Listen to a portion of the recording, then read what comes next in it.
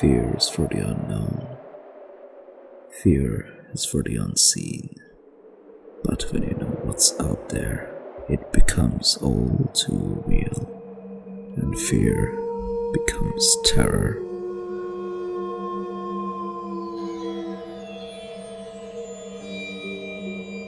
There are many rumors surrounding the old abandoned shrine up in the mountains. Some believe them to be true, others call them nothing but stories.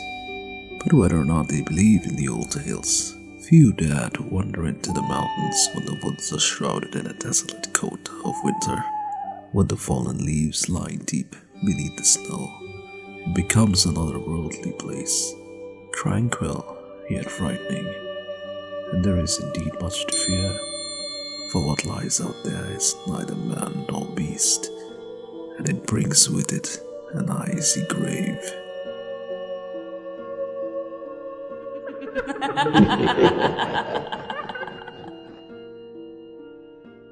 Although to some she is just a legend, for those unfortunate enough to have caught a glimpse of her, she's as real now as she has been for centuries.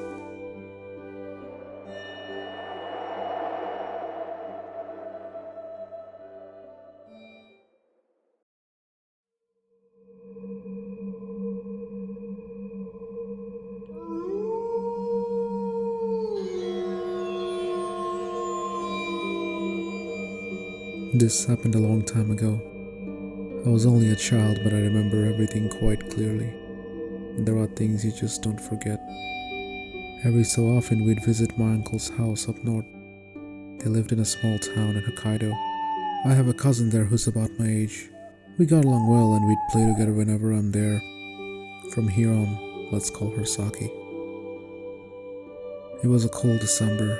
We had a lot of snow that year, and the day we arrived was particularly snowy. It was a long journey and naturally we were all quite tired. After having a warm meal and a nice warm bath, we were resting in our designated room.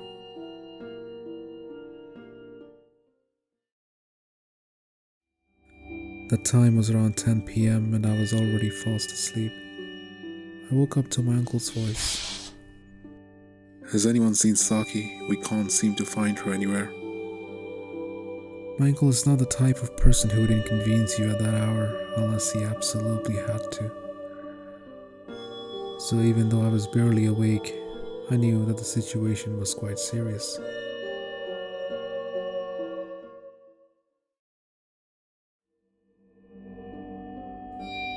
By the time I got up and stepped out of my room, the adults were all busy searching for Saki, checking every room and every closet.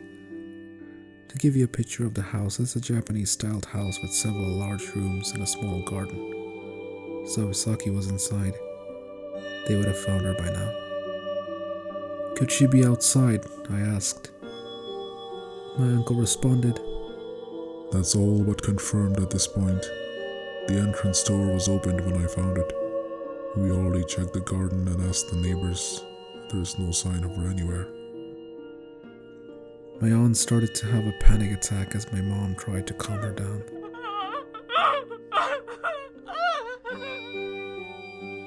Without wasting more time, my uncle called the police, and some of the neighbors also came and organized a search. They went into the woods, braving the heavy snowfall. Midnight was almost upon us. Aunt, mother, and I were the only ones home, and there was little we could do but hope for the best. I had to go to the toilet. The corridor was dark, and with everything going on, I was scared to go alone. So I asked my mother to come with me. The toilet was at the back of the house, facing the woods, and at the time all the shoji were closed to prevent the cold. When I was about to exit the toilet, I heard a familiar voice.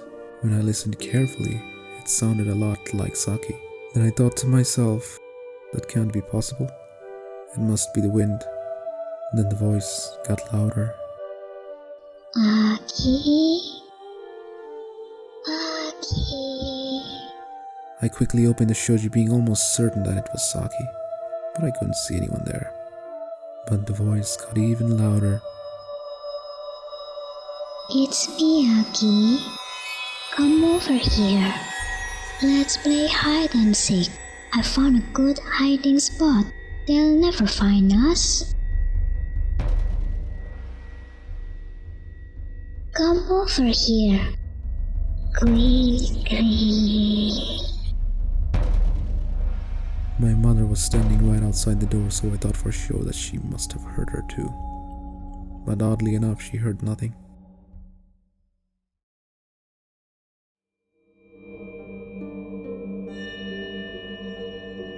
I told her that I heard Saki's voice calling out to me from the woods. When she shared that with my aunt, her face turned pale as a ghost. She told my mother to take me back to the bedroom and not to let me out of her sight. She also told me not to answer back if I hear Saki's voice calling out to me.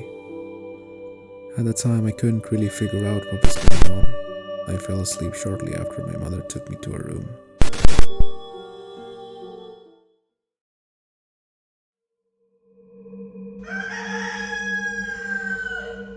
When I woke up the next morning, everything was chaotic. Our bags had already been packed. I was told that we had to leave early because Father had to attend a business meeting that was scheduled last minute. What about Saki, Father? Did you find her? I asked. Yes, we found her at the shrine up in the mountains. She was out in the cold for hours, so we had to take her to the hospital. But she'll be fine. We left shortly after. That was the last time we ever visited my uncle's house. Every now and then I would ask my mother why we don't go there anymore. She'd avoid the question, but when I was in middle school, she finally told me what happened. What really happened.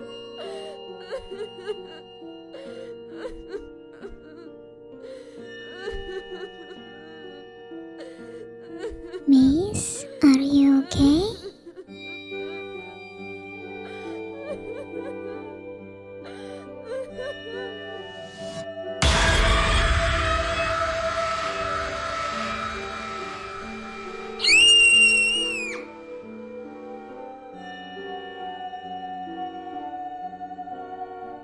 The voice I heard that day was not Saki's. It was the voice of Yuki Onna, who was imitating Saki's voice to lure me out. When my mother shared what I had heard with my aunt, who was quite familiar with the local tales of Yuki Onna, she had a strong feeling that Saki had been kidnapped by her. But she didn't mention it to anyone until Saki was found.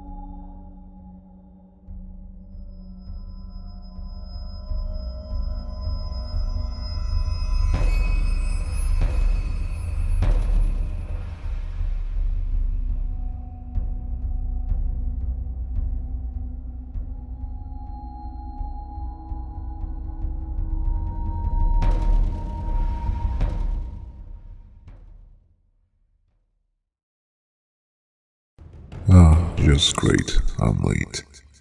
Hey there. I'm Vlad, the vampire. We hope you enjoyed our show.